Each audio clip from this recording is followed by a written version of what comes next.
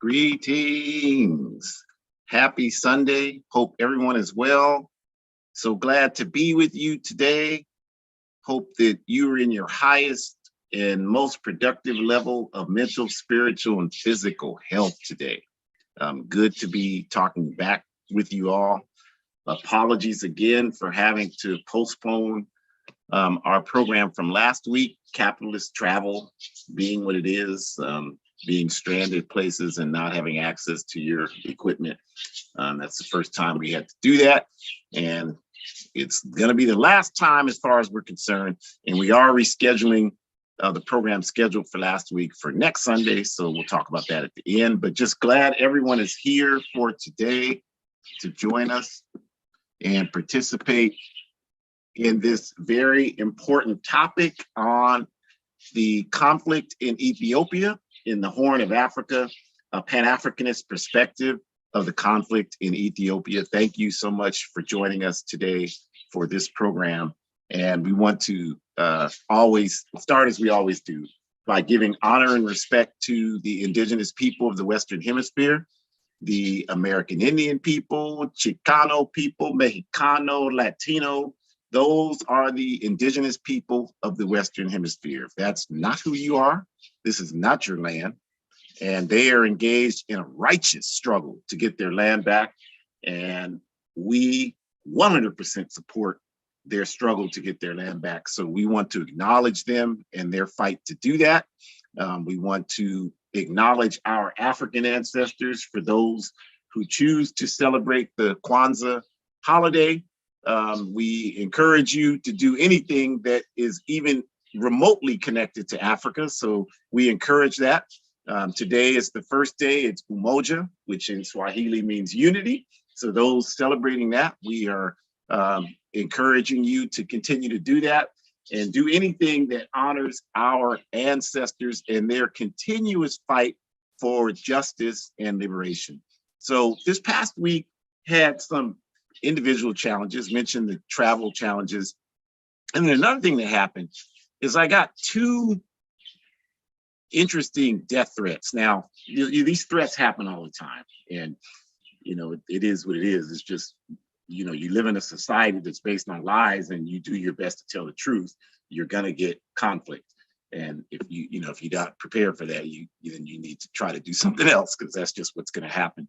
But these two were very interesting because they, what they did is they made the initial threat and then they came back. They try to make it look like it was multiple people, but I'm pretty sure it's the same people or person. And in the second version, they actually listed some family members of mine that they were going to harm. And, I looked at that and I look at everything as analytically as I can. And, I realized like people can find out a lot about you online, and the information, like some of the family members they listed are not even living anymore. But, for people listening, those of you racists, white supremacists, whoever listening, police agencies, the policy remains the same. Like, these people you can't stop somebody. If somebody wants to do something to you, they're going to do it. There's no way you can provide 100% protection against somebody doing something to you if they decide that's what they're going to do. But they get one chance. That's the policy. They get one chance to do that. And so, my advice to people making these threats is that you better make your chance good if you plan to follow through on it. Because if you don't succeed in that first chance, then your window of opportunity is closed, and that's bad news for you. So we move forward. We continue to move forward. We're glad to be here. And that is all the best way we can honor our ancestors, you all. So thank you for joining us for this very important program about the conflict in Ethiopia. And we will continue to go. And, we got some of these people trying to get in here now. They must have heard what I just said and got upset about it. But they won't be getting in today. And we are going to continue with our program with our introductions. But we want to say that Our Ancestors' Voices is sponsored by the All African People's Revolutionary Party. And we are honored to bring this programming to you every week, trying to provide an analysis that challenges the status quo.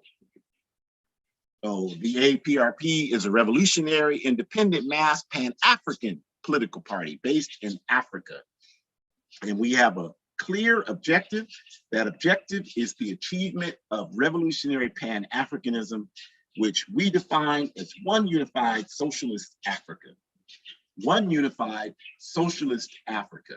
So we feel like this objective, when achieved, will bring about the fulfillment and aspirations of African people everywhere on earth. We believe that it is the solution to the problems we face, whether they be political, economic, social, whether they be related to white supremacy, patriarchy, whatever the issues are. Pan-Africanism is the foundation from which we solve these problems, and that is our work. And if you look at the right, you have the Handbook of Revolutionary Warfare by the founder of the All-African People's Revolutionary Party, Kwame Nkrumah. And in that book, he outlines our strategy to achieve Pan-Africanism. And we have, without question, engaged in serious work all over the world, particularly at home throughout the African continent, to carry out that strategy outlined in the book that Nkrumah wrote, that you see there on the right. And our Ancestors' Voices is hosted every week by All African People's Revolutionary Party organizers, myself, Ajamu, and my amazing daughter, Shakura, who are both extremely active in the APRP and doing our best to contribute to our objective of Pan-Africanism as our contribution to the worldwide movement for justice and forward liberation. So thank you for joining us. Again, really appreciate you all being here. And to get us started, as always, I'll kick it over to Shakura. Thank you so much, Daddy. I appreciate that. Greetings, everyone. I don't know about you all, but I was really thrown off last Sunday. So I, of course, echo everything my dad said, but I also want to speak for myself and just say that I'm grateful that you all were willing to be patient with us and understanding. And, you know, some of you even reached out and expressed concern or reached out and said that you look forward to being back on the broadcast for December 26th. However you responded to us canceling last week's session, we appreciate your camaraderie and your diligence to rejoin us. And I will speak for myself when I say the whole day was thrown off because I planned my whole Sunday around this seminar. So I'm really happy that we're back on track. I feel like the ancestors can take a sigh of relief because we are back to doing what I think they would be very proud of. And not to say that we didn't do Pan-African things last Sunday, because I'm sure it's not just in this window of the 6 o'clock hour that we're trying to do things, or the 4 o'clock hour, depending on where you are in the world. But I know that this seminar in particular is a big way for us to reach a large amount of people and to try to spread the truth as much as possible. And so it's extremely humbling to know that we can be a part of that, and to know that we are caveats, if you will, or pillars on that road trying to do that, which of course would explain why people are sending death threats and things like that, because we're doing the right thing, right? And so we're not selling this capitalist agenda. We're not telling you to go out and, you know, return all the gifts that you got yesterday that you didn't want, because that's not really going to impact the large amount of colonized people who are suffering as we speak. What we're encouraging you to do is to join some type of organization that is working for justice, so that those same colonized people who are suffering may not have to suffer as much when more of us organize and come together. And so I'm just really humbled by that. I'm humbled to do this work. And it's very, it's moving on a different level, because as my dad said, you know, people will stop and they'll try as much as they can to scare you and to threaten you and to do all these things. And I guess I'm grateful for that in a weird way. I know that sounds really weird, but I'm grateful to know that I'm doing something that you feel is so powerful, where you want to take my life. And I consider my life for the humanity of people. So if I'm supposed to die tomorrow, at least everyone will know I did my best. Truly, everyone will know that. I'm not ashamed to admit that. And I would be surprised if somebody said, well, Shakur was selfish and she only thought about herself, because that's never been my MO. So I'm really grateful to say that that's never been my MO. I'm grateful for this work. And more importantly, I'm grateful for the children who have yet to be born, because when they are born, they're going to live in a world that is so much better than the world that we're currently living in. And that's because of the work that we as organizers are doing today. So if you are an organizer and you have not yet patted yourself on the back for all the work that you're doing to make the world a better place, please do so now, because it is really important to acknowledge the labor that you're putting in, because the children who have yet to be conceived are going to benefit from what we are doing. And that's why we do what we do. That's why we do what we do. Every single one of our ancestors was taken from us because they were pushing back against this system. And those are the footsteps that I cannot wait to continue walking behind. So with that, I will start my slides for this evening. And I just want to also share with you all, it's really unfortunate that we live in a world where ignorance is attractive, okay? It's really unfortunate. So I mean that to say 2 points.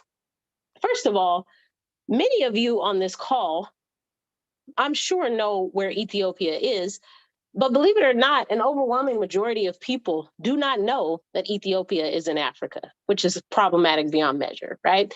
So I'm speaking anecdotally, but I'm also speaking from a collective lens of understanding that I've just literally surveyed people and asked them, where is Ethiopia? And a lot of times the answer is some European country or some European part of the world where they don't understand that Ethiopia is actually in Africa.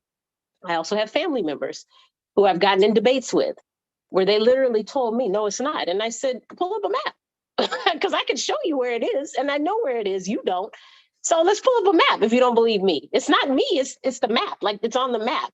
That also brings me to my next point. I bought a global map while I was in Sacramento, and you would be surprised at how many people stared at me in the airport as I was walking through carrying this map, because so many people couldn't understand why a person in 2021 would buy a world map. And so again, that speaks to this narrative that it is so attractive to not be educated. That is so attractive to just take all your information from an unworthy, unreliable source that you can't even commit to understanding that even they know what they're talking about, because they don't. They're feeding you lies. And why are they lying to you? The system is lying to you because the overall objective, never forget this, is to protect and promote capitalist values, which means that private entities have to continue making money. So they have to do whatever they can to make sure that nothing gets in the way of that, which means teaching you that Ethiopia is outside of Africa is a way to protect capitalism. That's what that means.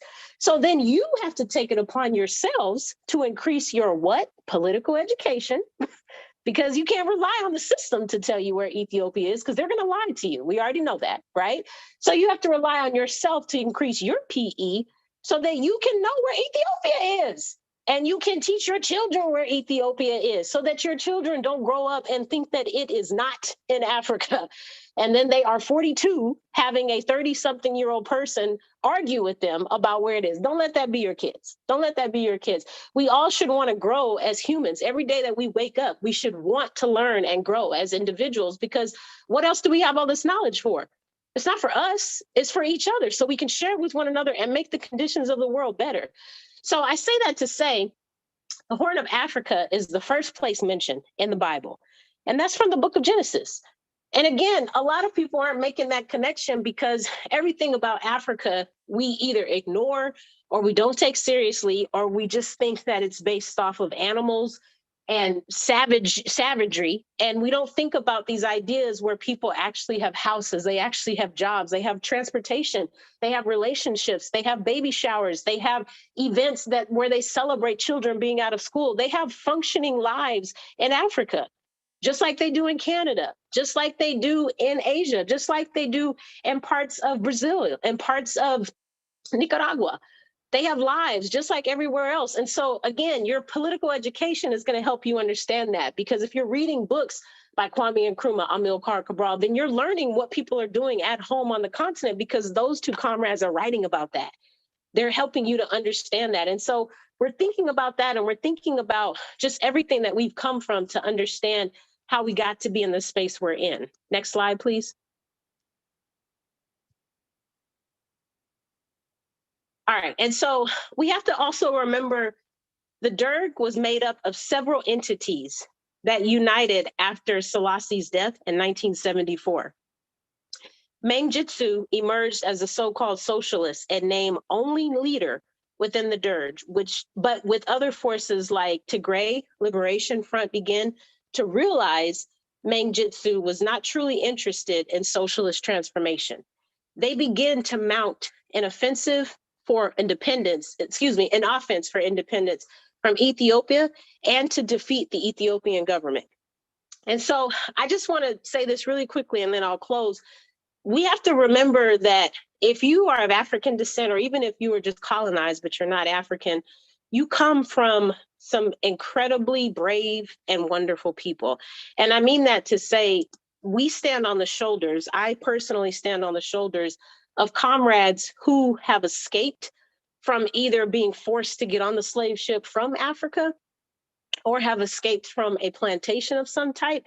And I have researched that we have comrades, ancestors, who literally slit their children's throats because they escaped from the plantation. And unfortunately, the overseers caught up with them and they did not want their children to be enslaved again. So they killed their own children. And I'm talking about as young as infants, all the way up to 13 years of age. And then from what I read from the research, the comrade tried to take their own life, but the overseer caught up to them by them, and they were once enslaved again after that. And so just understanding how drastic that is. Yes, I know that's a very stark and dark thing to talk about, but that is who we come from, though. And so we can't just talk about the good part, right? We have to talk about the part where that is the ultimate sacrifice that a person could make, is by taking their own children's life because they do not want their children to be enslaved anymore. And so again, like, I'm leaning to that as bravery and heroism and sheroism and theroism that we come from, and understanding that they wanted us to understand who we were. They wanted us to understand that Ethiopia is in Africa, and they wanted us to pick up a book so we could read more about what's going on in Ethiopia today. They didn't want us to rely on CNN. And so I'm asking you, we are asking you, not just because we're asking you to do this on this seminar, but if you don't care about my dad and I, just think about your ancestors. What would they think about the choices that you're making today in your life? And do they have any advice on how to make things better? I would like to imagine that they would probably want us to be as educated as possible, because they know that what's going on is not the truth. And the best way to reach the truth is by digging under all the lies so you can get to it. Join an organization working for justice, and you all be safe. Thank you. Ashe, thank you, Shakur, very much. And I want to, we're going to get deep into what's happening in Ethiopia for the remaining almost 45 minutes we have here.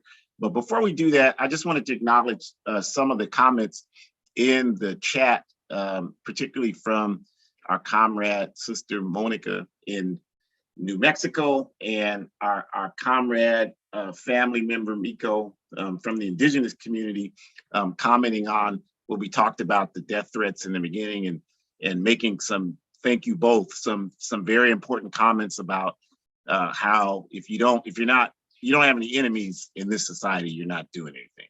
And that's a statement that Secretary, one of our revolutionary Pan-Africanist ideologues, made that I remember every day of my life. If the enemy isn't doing anything against you, it's because you're not doing anything.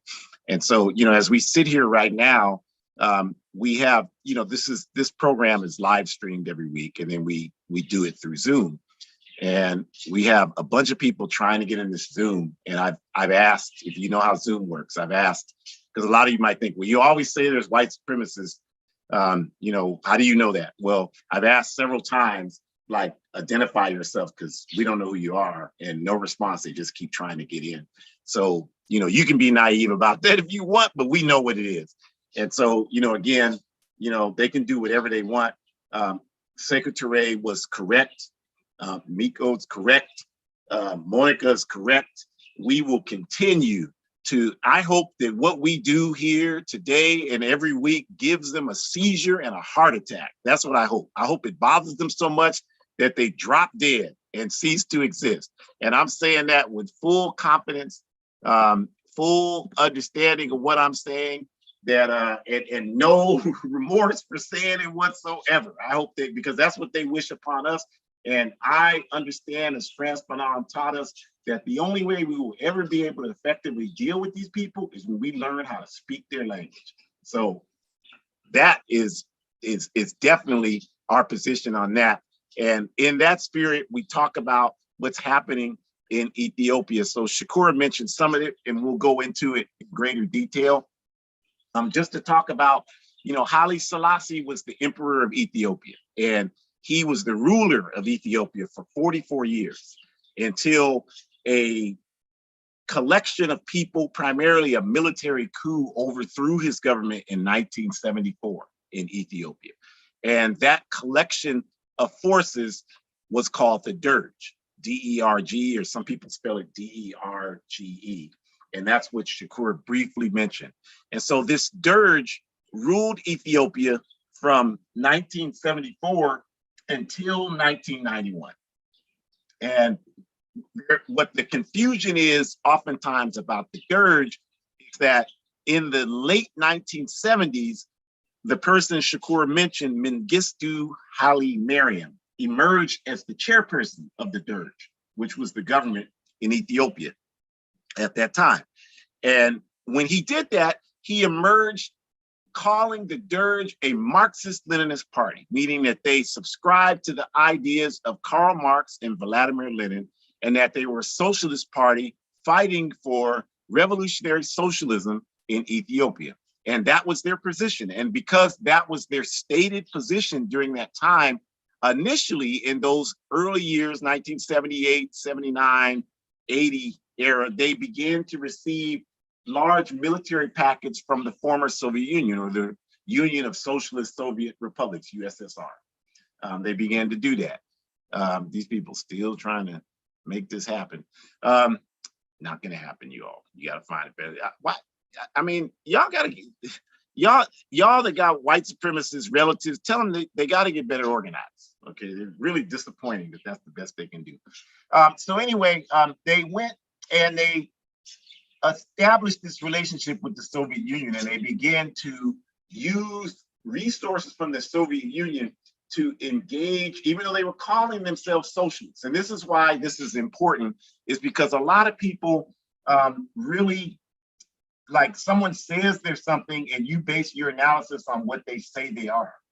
That's why people have so many problems dating, for example, because somebody says something and you base it on that, and there's no skills there to, that's what dating is supposed to be, for you to ask questions and find out who it is you're dealing with. But people don't ask questions. They don't even know how to do that. So, there's a real lack of skill in terms of being able to figure out who the person is you're dealing with. Well, this is the same thing with socialism. People don't know what the criteria for socialism is. So if someone just says, I'm a socialist, then because we don't know what that is, we just accept that. And whatever behavior they exhibit, then to us, that means that's a referendum on what socialism is, meaning that that's our definition of how to evaluate socialism. Even though we don't even know what socialism is, this person said they were socialists. So since we don't know what it is, whatever that person does, that's how we define socialism. But we don't do that with anything that we believe in. Like if we're Christians, for example, we don't say that because someone else has said they're Christians and is wreaking havoc across the world, we don't see that as a devaluation of Christianity. We just see that as a devaluation of that person that's causing havoc around the world. Well, why would it be any different with any system that's based on principles? So it's the same with socialism.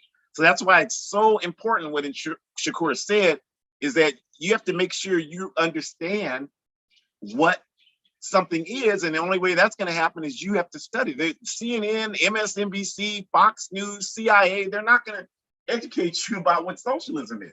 So if you don't want to learn what socialism is, that's okay for now, but that means you have to shut up when the topic comes up. We don't want to hear your opinion about what it is, because your opinion is worthless. So it's you can't straddle both sides of the fence. It's either you do the work to understand what it is, or shut your mouth about it. So when Mengistu said he was a socialist, he got all of this aid from the Soviet Union. We would argue that neither Mengistu nor the Soviet Union was socialist. but that's a whole different seminar topic. But that's what happened in the late 70s. And during that time, this military aid and training that Mengistu got from the Soviet Union, he used it through the Dirge to wage a brutal campaign in Ethiopia called the Red Terror campaign. And what that campaign was designed to do was enact ironclad control of Ethiopia under the Dirge. And so clearly this is not what a socialist government does. But if you don't know what socialism is, then you're looking at what happened with the Dirge and Mengistu, and you say, that's why I don't like socialism, because that's what MSNBC and CNN, that's what they're going to tell you. Well, Mengistu was socialist, and so this is what he did, the Red Terror campaign, so that's why you need to be against socialism. And don't tell me that's not what people think, because I have these discussions with people every single day. So I know how the propaganda works. I know how people are conditioned in this society. So that's what happened. And the Red Terror campaign was a terrible ordeal. There were millions of people murdered during this campaign by the Ethiopian government. Estimates as large as 30 million people were killed in the late 70s and the early 80s. And another thing that happened during that time is that as the Soviets became involved in Afghanistan from the war effort that was precipitated by your United Snakes of America, then Mengistu, they were no longer able to supply the level of resources that Mengistu had began to rely upon. And so by the early 80s, Mengistu magically abandoned his alleged principles to socialism, and now he was no longer a socialist. Now he was a part of the capitalist camp, and he began to build relationships with the US and Zionist Israel and all of the imperialist world. And it was at that time that those entities wanted to have Ethiopia as a political partner, because they were concerned about all of the liberation movements who were operational throughout Africa, as they're still concerned about that today. And they were also concerned about the relationships of those African liberation movements to other liberation movements. So for example, what am I talking about? I'm talking about the Eritrean people's struggle. Eritrea at that time was a part of Ethiopia. They were fighting for their independence from Ethiopia, just like Tigray is a part of Ethiopia, and they have been fighting for their independence from Ethiopia. So the Eritrean people founded the Eritrean People's Liberation Front, and the EPLF was a strong strategic partner of the Palestinian resistance movement. And so Palestinian groups would establish bases all throughout Africa in places like where the EPLF, controlled territory against Ethiopia. So for that reason, the Zionist state of Israel, wanting to crush the Palestinian resistance, because the Palestinians simply want their land back that was stolen by Israel. What you call Israel is actually Palestine. We call it occupied Palestine. So they legitimately wanted their land back. So the Zionists in Israel wanted to use Ethiopia to be their enforcer to crush the Palestinian resistance that was operating like in areas dominated by the Eritrean resistance struggle. And the Ethiopian government obviously wanted to crush the Eritrean movement. So the Ethiopian government accepted this aid relationship from the United Snakes and Zionist Israel. And this represented, again, just like they had previously gotten from the Soviet Union, millions of dollars in annual military aid and training to crush resistance movements. And Ethiopia became basically the police officer for imperialism in the Horn of Africa. Somalia, fighting for their independence and their dignity, had, they told you where there's pirates in the Indian Ocean around Somalia, but you don't call the US Coast Guard pirates, and they don't have in Somalia a huge naval apparatus. So people got in boats with whatever weapons they had, and they did their best to control their territory from Ethiopia and other entities that they deemed a threat, because they knew those entities were operating under the jurisdiction of international imperialism. But they didn't want you to know that. So instead, they told you through their propaganda mechanisms that, well, there's pirates raiding ships. These people patrol the area around their country. And so if you enter into their waters, they had every right to confront you. Just like any country has any right to confront people that come into their territory that they don't know what their objectives are by coming into their territory. So this, obviously this situation around the Horn was very intense, very volatile. And so because of that, Ethiopia became imperialism's police officer to control all of these elements that were happening in that area, the Tigray resistance movement, the Eritrean resistance movement, what was happening in Somalia, the Oromo resistance movement, and that was the case. That was what took place. And so from the late 70s or mid 70s rather, through current times, there have been several governments that have come to power in Ethiopia.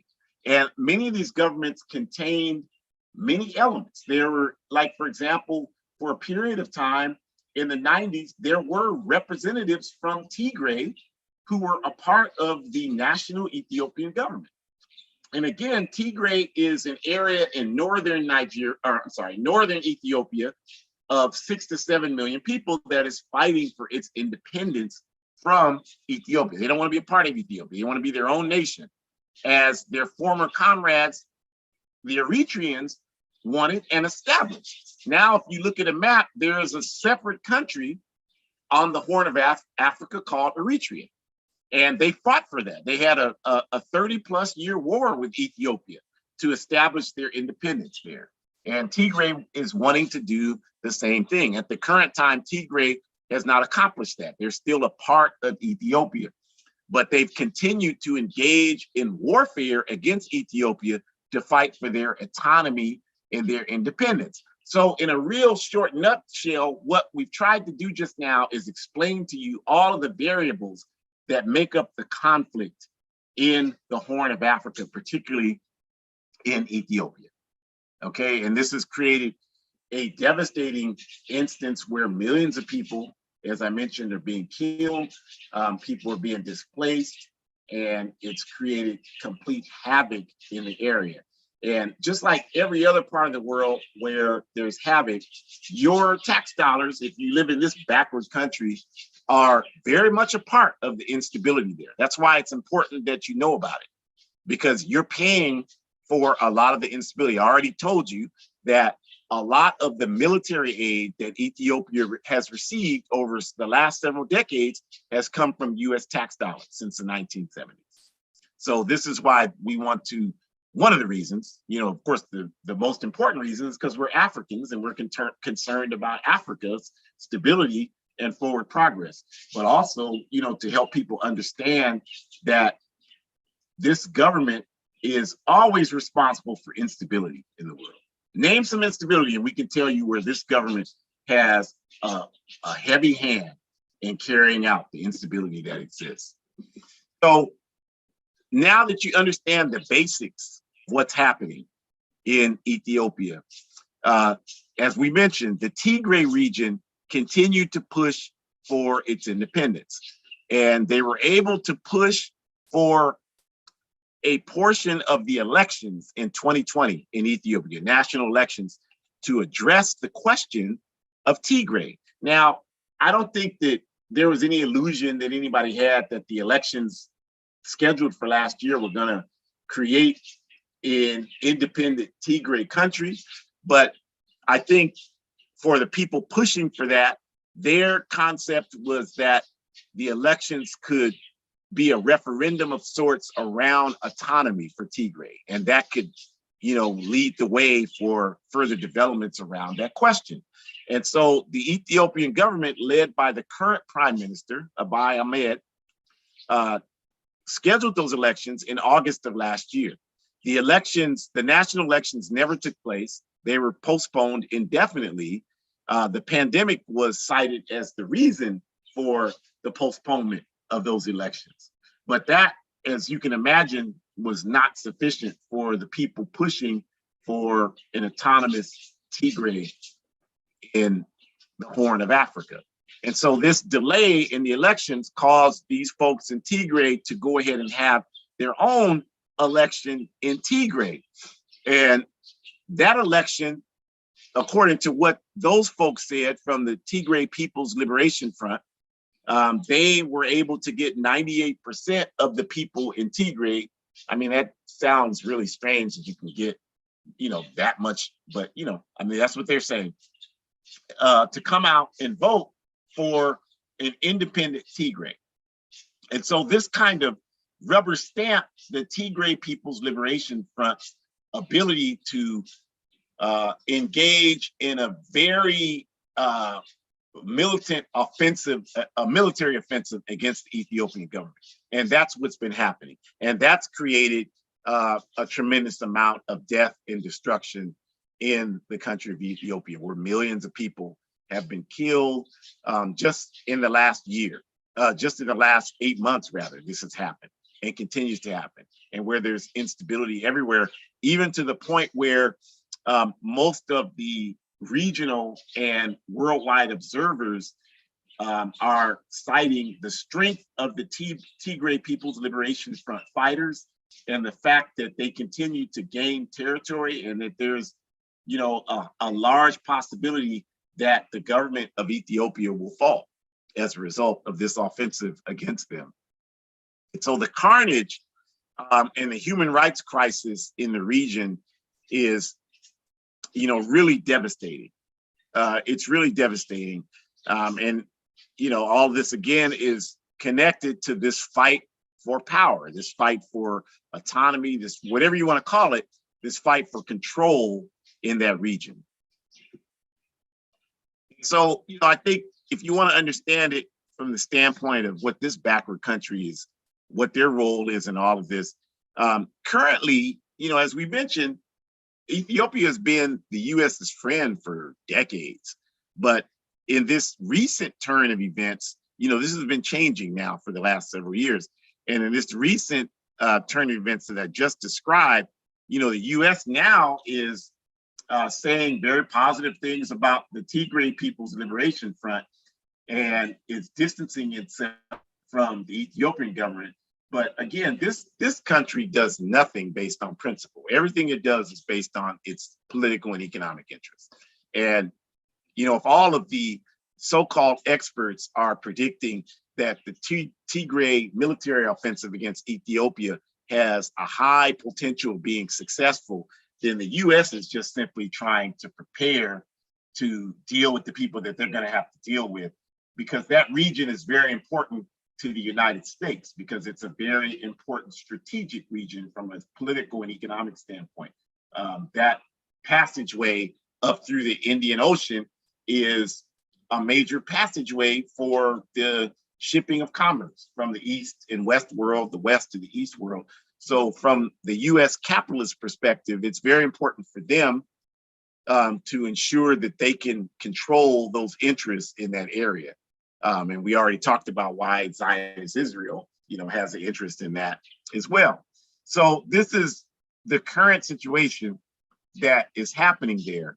Now, let's talk about some of the takeaways from this, right? What does all this mean? Because right now, the situation is that, you've got a lot of people saying the Tigray People's Liberation Front is a terrorist organization. They're inflicting damage and suffering on the people of Ethiopia. And there's overwhelming evidence to suggest that that's true. To a large extent, that's true. And then, of course, you have people saying the Ethiopian government is a neo-colonial government propped up and established by international and supported by international imperialism. And as the Red Terror campaign illustrated, they have reaped destruction on the people of Ethiopia. A lot of the Red Terror campaign was directed at the people in Tigray, for example.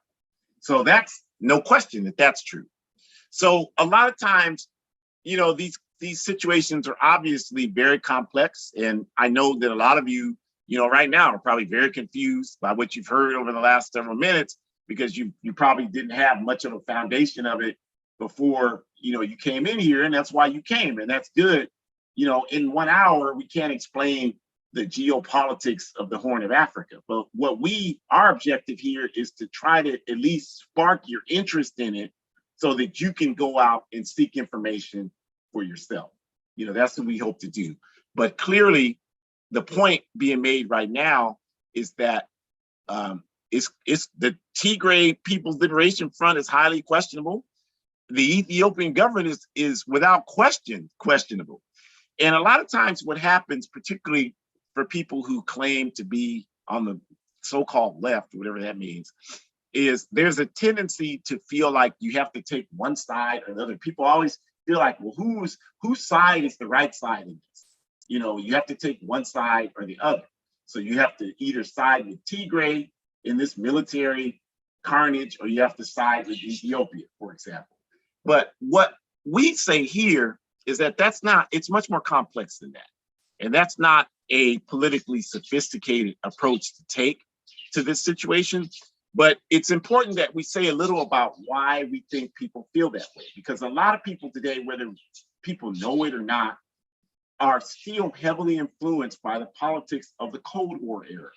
And by Cold War era, we mean from the 19s all the way up through like 1991, 92, the dominant politics in the world were the East, represented by the former Soviet Union, and their entities, like we'll call it the Warsaw Pact, or the Eastern Bloc, or any of the things that they called it, against the West, which is the Western capitalist countries, led by the United Snakes of America, especially after World War II, when Europe declined because of the devastation caused by World War II. The United Snakes emerged as the preeminent power in the world. So specifically, since 1945 through the early 1990s, the Cold War, the US against the Soviet Union, that was the dominant politic. And there was all this pressure to choose a side. When I was growing up, if you even said anything that was even showed any empathy towards anything that the Soviet Union was doing, you were called a communist and a traitor to this country. And you had to pick a side. People put a lot of pressure on you to pick a side. And people like us who, in the 80s, clearly declared that we were socialists, like that was dangerous in this country to do then. I know it's hard for people to consider that today, but it was a dangerous thing to do that. Like you were risking attack by publicly declaring. And in fact, I went to the first African Liberation Day organized by the APRP here in Sacramento, California in 1984. And I went there with the intention to join. I had no doubts that I was going to that event to sign up to be a member of the All African People's Revolutionary Party. And when I got there weren't a lot of people in the park, in what they call the big park here, McClatchy Park. There weren't a lot of people there, but that didn't bother me because I was going there to become a part of a movement. I'm not somebody that's just swayed by what other people are doing. I went there with an intention to become a part of this movement. And when I got there, our late brother Matteo Shabaka was speaking from the stage. And I heard him say, our comrade Muammar Gaddafi, our comrade Fidel Castro. And nobody talked like that publicly in 1984 in this country. Nobody talked like that. And when I heard that, I said, I'm signing up. Well, I couldn't wait. Hurry up and sign up for this organization. Because I knew, because I was studying, even though I was just 21, 22 years old, I was reading more than most people in their 80s read their whole life. And so I knew who Fidel Castro was. I wasn't relying on MSNBC or CBS or CNN to tell me who he was. I knew who he was. I knew who Muammar Gaddafi was. And I knew that I loved both of them. And I wanted to be a part of any movement that they were a part of. I wanted to be a part of. And it's even more so today, because I'm even more knowledgeable about it and much more mature about it. So that's what I wanted. And I wanted to sign up. But my point is that you have to understand the political pressure from the Cold War era, and that people felt like they had to take sides. And so because of that, when you have a situation like what's happening in Ethiopia, a lot of times people feel like, well, I have to learn enough so I can choose a side. But our point today is that this is much more complex than that. Don't feel like you have to choose between the Ethiopian government and the Tigray People's Liberation Front, for example. Don't feel like that. That's not really what this question is about. And so what we would say instead is that think about what this conflict is about.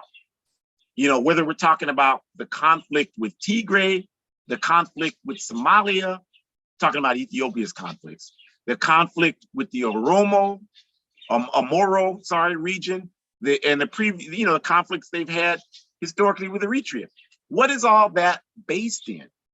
And our argument, and this is where our revolutionary Pan-Africanist perspective comes in, our argument is that all of this conflict is the direct result of imperialism and its role in Africa.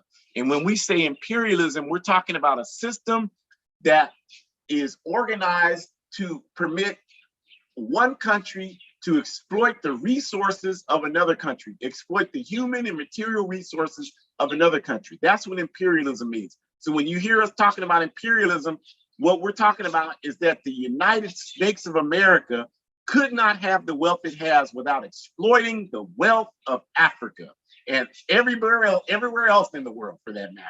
So that's what we're talking about, you all, when we say that. And so this is the roots of the problem. The problem is not just, well, if we just elect another government in Ethiopia, then that solves the problem. If Tigray gets their independence, that solves the problem. If Tigray people give up and don't take their independence, that solves the problem. It's not a question of that. Because if you think about it, if people are trying to maintain control, like the Ethiopian government, what is their motivation for wanting to do that? Even if you argue that they were a sincere government, which they're not, that's dedicated to serving the interests of the people of Ethiopia, which they're not. But even if you are, for the sake of argument, you said that, and you said the Tigray people and their quest for independence was a valid struggle, and I can't say that it is. I can't say that it isn't. But just for the sake of argument, say that it is. Then why would you have to engage in this level of violence to carry that out, to have that control from Ethiopia, to have that independence from all these other regions that are connected to Ethiopia? And we would argue that the sum total of this is imperialism having control over every aspect of Africa through initially colonialism, where they directly on the ground controlled everything in Africa, all the human and material resources, to neo-colonialism, where they're no longer physically in Africa per se, but they established and set up the mechanisms to ensure that their control would continue, even though they're not physically there. That is the system that creates the conditions of scarcity, because they're the ones that control all the African resources are leaving Africa to work in the benefit of the imperialist countries in Europe and the US and Canada, etc., Zionist Israel. So that takes all the necessary resources out of Africa. So now people feel like they have to fight for the crumbs. And that's where the control comes in. And that's why we need to have our own territory, because we're not getting what we need under this government, because there's not enough. There's a scarcity problem. And this scarcity problem is not a real problem based in material reality. It's a problem based in the fact that imperialism controls every aspect of our lives. So that's why scarcity is a problem in the Horn of Africa. Scarcity is a problem in the ghettos of the United States.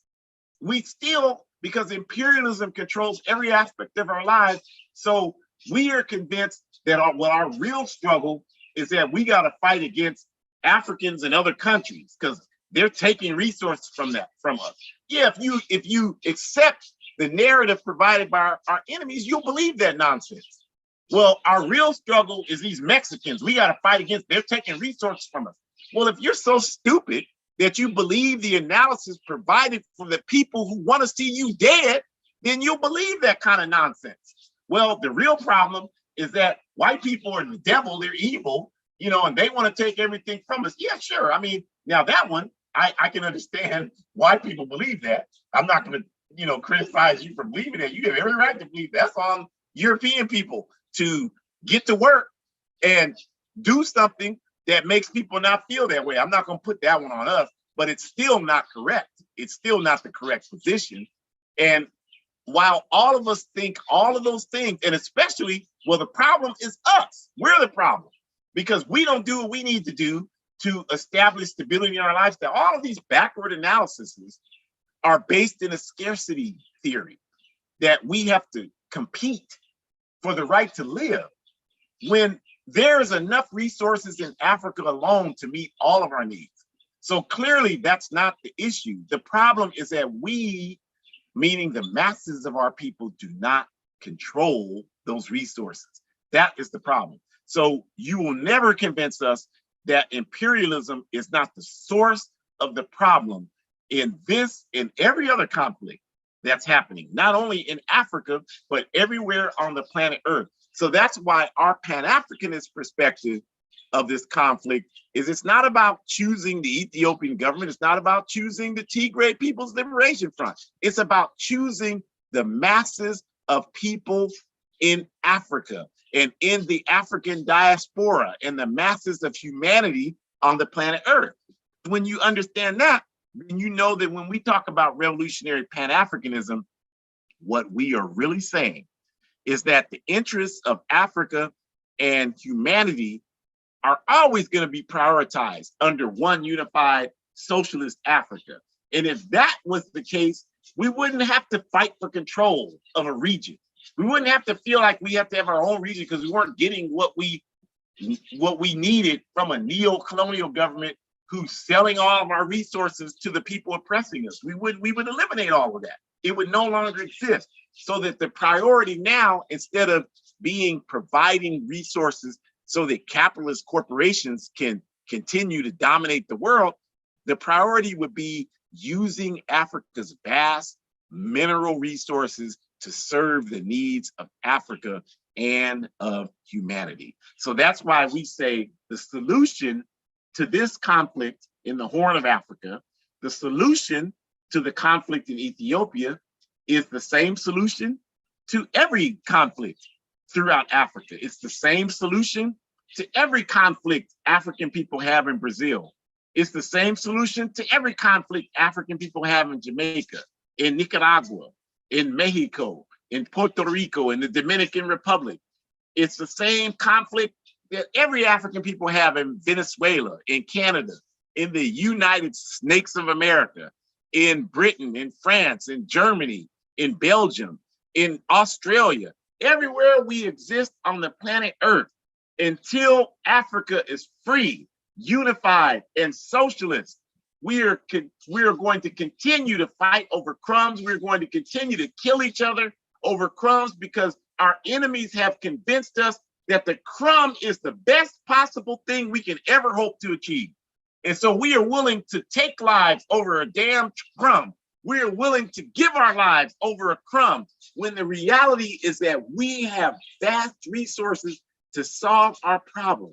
And if we can just unite and come together, we can form the power base to seize those resources and solve the problems we have once and for all. And so we thank you. We thank you.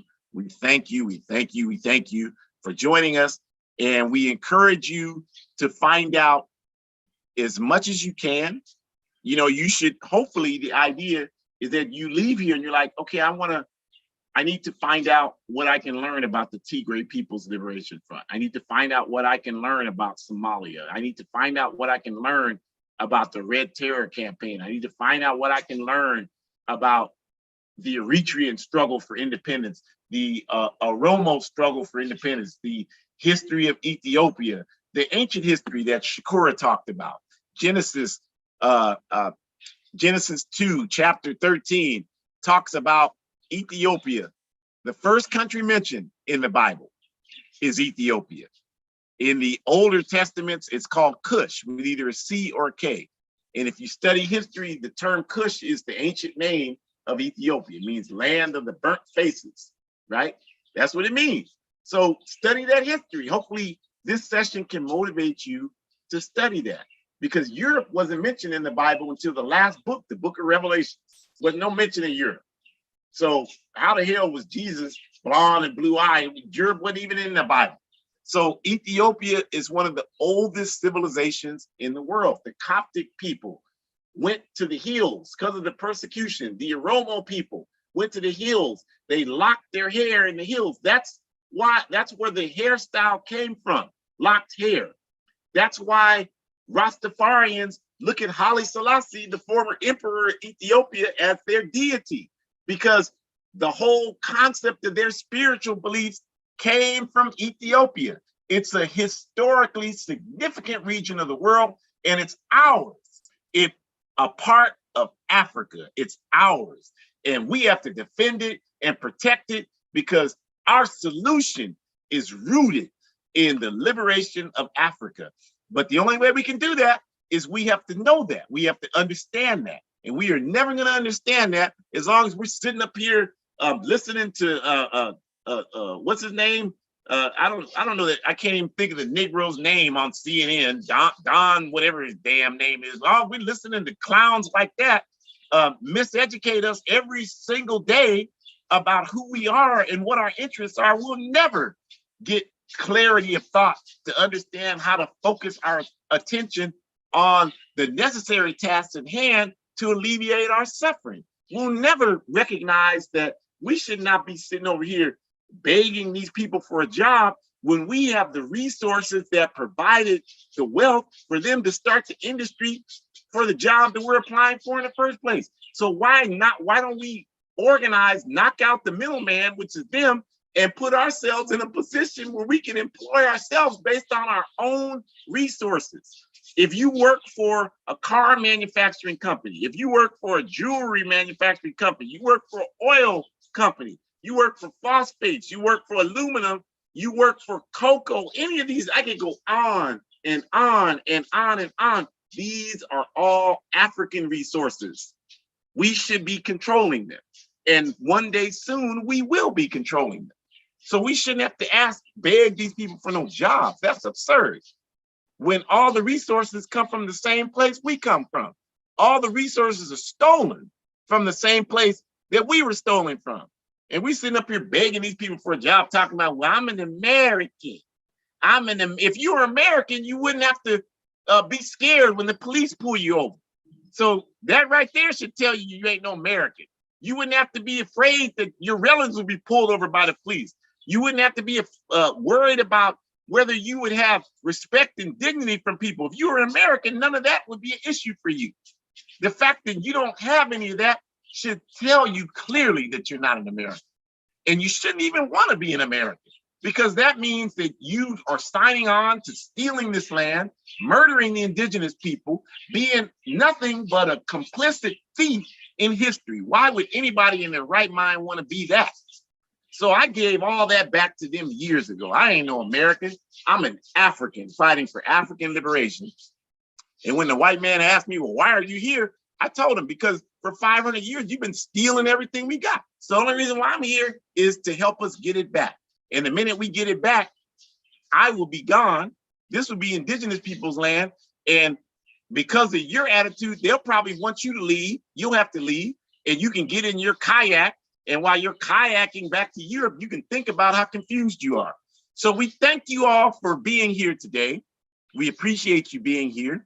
And we want to invite you to come back next week. Our Ancestors' Voices, Sunday, January 2nd in the new year. It says 2021, but y'all know that's wrong. It'll be 2022 in the new year. We're going to broadcast the program that we were not able to broadcast last week, the conflict between W.E.B. Du Bois and Marcus Garvey. Who instigated that conflict? Who benefited from that conflict? And what contribution did these giants of history make to our struggle for freedom and liberation? So you don't want to miss that. 4 to 5 p.m. Pacific time. Same revolutionary Pan-Africanist channels will be here. We want to invite you to buy and support independent revolutionary African organization. I'm sure you can hear my birds in the background. They are very vocal, and they're telling you, I'm interpreting for them, support independent revolutionary African organization. That's what they're saying right now, if you can hear them. And they're trying to tell you to go to the APRP Forward Ever shop and buy one of the sweatshirts, like the one modeled in the picture, one of the t-shirts, one of the items we have. Support revolutionary independent African organization. If you don't, no one else will. We need you to do that. Go to the aprp-intl.org site, sign up to join the All African People's Revolutionary Party. Please go to abetterworld.me. Those of you who are making the death threats, you already know that because you flooded with that. So please continue to do that. And you can also watch all of these videos are housed there. You click on the video tab, you can do that. Go to hoodcommunist.org. I am one of the editors there, proud to do that. We have a bi-monthly Telegram event. We'll be doing that this Thursday. So we want to definitely invite you to come to that. Download the Telegram app on your smartphone through your smartphone store, and you can do that. And please support all of our APRP broadcasts, the Pantulu broadcast, the APRP Revolutionary African Women broadcast, Forward Ever broadcast, our comrades in New Mexico, their weekly news broadcast, Thursdays at noon Mountain Time. Please do that. That's the political education you need. It's right there. You're not getting it from imperialism. You got to get it from the people. And it's there for you, so you should support it. Tell people about it. Support it. How you gonna say you for forward progress is all you know is CNN and all you promote is CNN? You ain't for no people's progress. Support real information. It's right here in front of you. So please help us. Please, we beg of you to do that. And please continue to buy my book, A Guide for Organizing Defense Against White Supremacist, Patriarchal, and Fascist Violence. It's only $8 US, and would love to help you organize in reading it. So please continue to do that. We are very humbled by people's support and willingness to want to organize for justice, and that this book is helping people play a role in wanting to do that. So we appreciate all of you. We thank you for coming. Please come back next week. Please bring a friend, but let us know who they are, or if they're trying to get in Zoom, they won't get in because we don't know if they're really a friend or if they're a foe. And we don't want to let foes in here because they try to mess up our ability to spread this information. So please bring some people, let them know, come back, support all these programs, support other organizations working for justice, join an organization working for justice. We appreciate each and every one of you. Forward ever, backwards never. One unified socialist Africa. Capitalism, y'all already know, just like patriarchy, it's got to go. Enjoy the rest of your Sunday